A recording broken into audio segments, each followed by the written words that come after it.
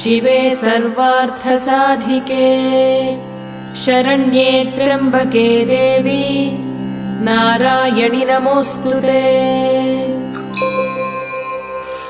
अस्य श्रीललिता सहस्रनाम स्तोत्रमाला मन्त्रस्य वशिन्यादिवाग्देवता ऋषयः अनुष्टुप् छन्दः श्रीललिता परमेश्वरी देवता श्रीमद्वाग्भवकूटेति बीजम् मध्यकूटेति शक्तिः शक्तिकूटेति कीलकम् श्रीललिता महात्रिपुरसुन्दरी प्रसादसिद्धिद्वारा चिन्तितफलावाप्त्यर्थे जपे विनियोगः।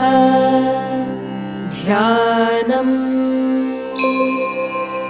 सिन्दूरारुणविग्रहां त्रिनयनां माणिक्यमौलिस्फुरत्तारा